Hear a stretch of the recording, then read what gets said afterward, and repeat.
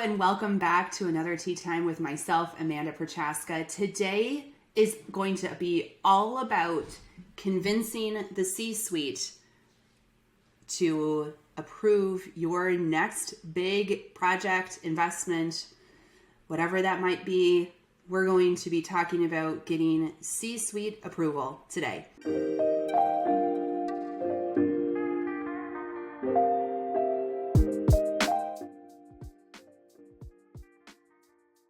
All right, as we get started today, let's go through the tea. This tea actually has a story around it. So this is a tangerine flower tea that I got in Palo Alto. Sarah Scudder and a bunch of other people and I went out for dinner after an AI conference that I was at up there. And we went to a hot pot place, which was the first for me, and I absolutely adored it. Being a carnivore, there was all kinds of meat to eat and awesome broths, and I just had a blast. But the owner of the restaurant was not only running her restaurant very, very effectively, but she was making teas, and this is one of them. I was like, oh, I'm a huge tea drinker. I love tea. It's all herbal. So this is one of her herbal teas, and she just got distribution, I think, in Costco, and she's just rocking and rolling it. So I love people who are living big, living their big dreams, and we're going to be talking about that for you today, hence why I selected this tea. It's so good, so different. So a couple of things about convincing the C-suite.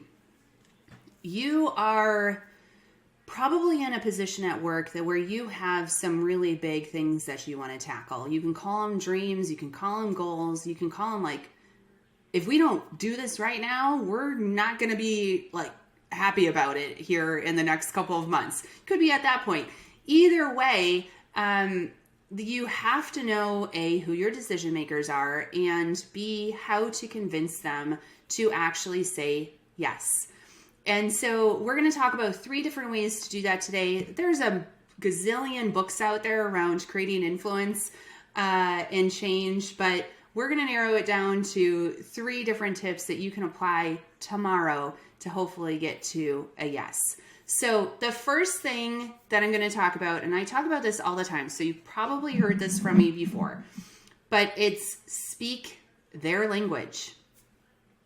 So often, particularly in procurement, but we also are working with an organization in their IT organization today.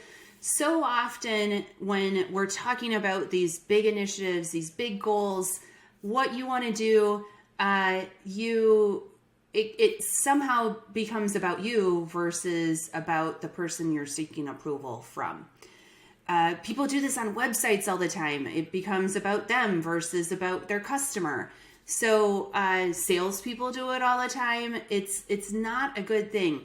So if you are creating a business case, if you are creating a script for a conversation, if you are trying to get your leaders to buy into what you are envisioning for the future, do a gut check for me and look at your language. If you say me, I, us, versus them, they, you, there's a huge difference in your language. And I like to use a very simple example, but I will also give you an actual real life example after this. But high level example just to show you the difference in language.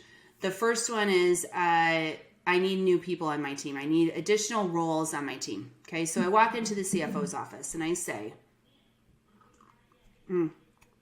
this is really good tea, but that's not the point.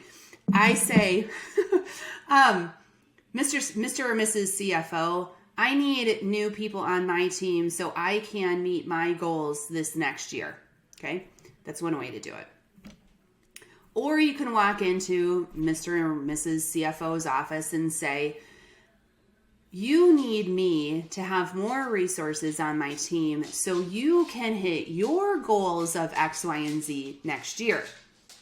See the difference?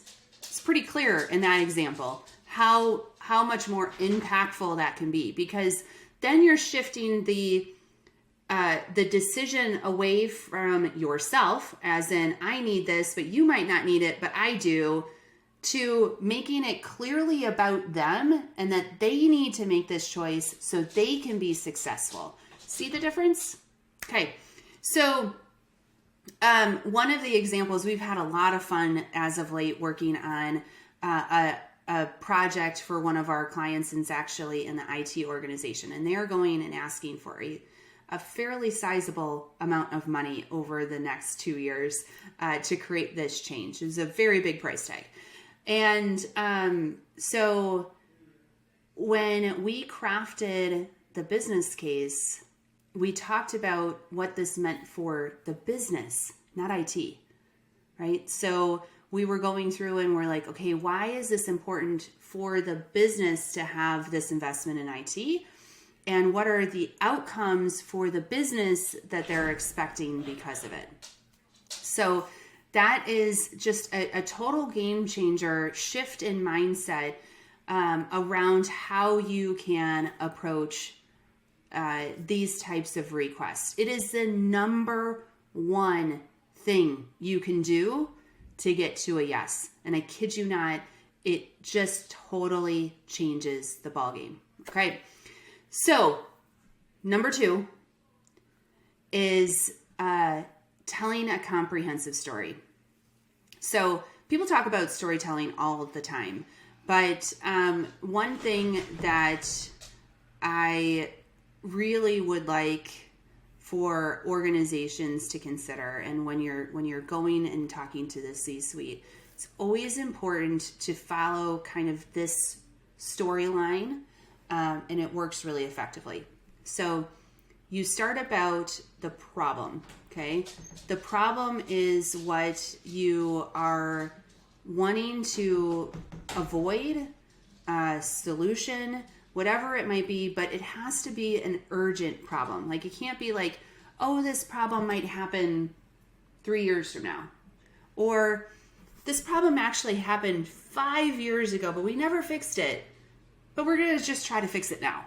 Like, you have to have something that is urgent about this. And it's amazing how many doors open when there's an urgency, an urgent situation. If you can find what makes this urgent, it makes all the difference. So you start with the problem. Then you give a what the future could look like perspective. Okay, so this could be like, we're expecting the business to get this from this particular, if we solve this problem, this is what the future could look like. Not for you, again, for whoever is making the decision or for the business, etc. Okay. Then you go into your solution. Okay. And when we talk about our solution, I do want to point out, because I see so many that are really tech focused. A lot of people just go in and say, this technology is going to solve all of these problems and we don't need to do anything else but implement this technology, which is full of crap. Okay. It's not, that technology is not going to do that for you. It might enable you to do certain things, and the C-suite can see right through that. Okay. They probably see these proposals all day long, and they've experienced in their own experience that technologies don't really solve the problem. So what you need to do, and we actually recommend 8 different areas to talk about. You need to take a comprehensive approach to that conversation of problem solving. So it could be tech, it could be upskilling your people, it could be reorging, it could be updating your policies, your process, your data, your metrics. It could be all about your culture. So those different areas, if you come in with a comprehensive solution, first of all, it's going to be a much more well thought through story. But from an approver standpoint, they're going to think, wow, they really thought through all of this, right? So this is a well thought out opportunity. It's urgent. I can see the future of what it's going to be. So it's very important to take that comprehensive look. It cannot just be about one thing. Even if you're requesting new people, you can say, hey, you know what? Look, I'm requesting new people, and this is what we just did for the the IT organization that we're working with, we're requesting some new people, but we're also looking at automation, and we are looking at our process around governance, and we're looking at our skill sets within the organization and really taking a gut check around our culture. Like, all of those things are truly important to talk about. Okay. So we're in the story. We've created an urgent situation. We have painted a picture of the future, or vision of what that could look like. Not again for us, for them. And then we've told a comprehensive story. Okay. This is when you get to the numbers part usually. And what I always recommend is to talk about the benefits again. So go back to the future. That's a great movie, by the way. Go back to the future, a series of movies, and talk about what that future vision could be. So you now urgent, future, comprehensive story or approach or solution. Then we go back to the future to paint that picture before you show the numbers. Okay, so the numbers come next, and never say that this is a cost. Always say it's an investment, and per your guidelines internally, you might have a certain way that you have to present this, or you might have an ROI to hit, or whatever that might be. We usually provide options at this point, like, hey, if we go this route, it's X. If we go this route, it's Y. If we go this route, it's Z. Because approvers like to understand, hey, they not only thought about the solution comprehensively, but they've also thought about the level of investment that this is going to take and what results we're going to get from that investment. So we always try to give certain options. Okay, so that's the investment piece. Now, after the investment piece is talking a little bit about the how. So timelines around this. You can talk about what it's going to take to move through the change. You could also talk about the support structure that you're going to have during and after the change. So giving them more flavor of, like, not only we talk about the solution and we know what that looks like, but we've also thought about how we're going to implement it. Goes off really well. And then the last thing that we do is talk about risk. Okay. Most people just blow right past this, and it's a huge shame because, again, you want to provide credibility to your conversation, and thinking through not only, hey, these are the benefits, but we've thought through the risks to this, and here are our mitigation plans going into that. So, and then you close out with Q&A. And then after the Q&A, you never end on Q&A, by the way. Never, ever, ever, ever. And this goes for speaking too, but never, ever in a meeting end with Q&A. Do Q&A, but then have your closing slide be why this is the right solution for us right now. And this is the investment that we recommend making. So you end with a very powerful statement versus on whatever people might ask in the room on the Q&A. So that is how we typically like to tell that comprehensive story. Hope you find that beneficial, but I can tell you what, if you do it that way, you are going to get to a lot more yeses at the end of the day. All right. Now, you have put together this beautiful story at this moment in time, and we're gonna go into number 3 here. Now, let's just say you get on the CFO's calendar, and he or she is very excited about what you are going to be presenting. But what we recommend always is that you are never the only person in the room who is the champion for the cause. Okay. So what does that mean? That means you have to do your work in advance to get other people bought into your story, and you bring them to the meeting with you. Some of those people might be very, very close, let's just say with the CFO. That's really smart because they're a trusted person for that CFO. If you can bring that person into the room, and they're already pre-bought into what you're saying, it is going to go a lot further. Okay. If you have people who are stakeholders or beneficiaries of the change who are also championing it with you, huge benefit. I've had situations myself personally where I did all of this work. I brought it in by myself and I got a no. And it's because I didn't do my homework. I didn't do the work to create this groundswell of support versus it just being my voice. Okay, so I really recommend that you think about the champions that you can bring into the room in advance. Give them an overview of the story that you have put together. Seek their questions, seek their advice. Ask them if they can be a supporter in the room with your meeting with the CFO. Again, if you can get those really strategic people in the room with you who are all saying, yes, I believe in this cause, it's going to go much more effectively. So going back to my recent example with one of our customers, we did all of this work. We helped them with it, which was so much fun.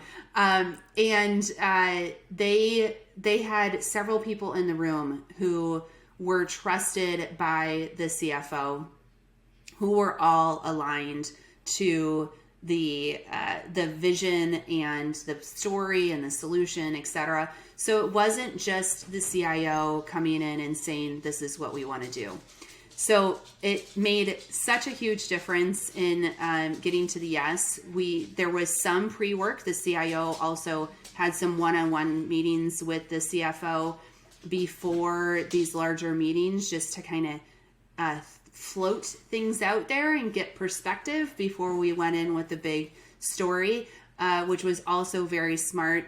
The only thing after we created the ask that the CFO asked for was, who else is using this solve? Have they been successful? Is this best in class?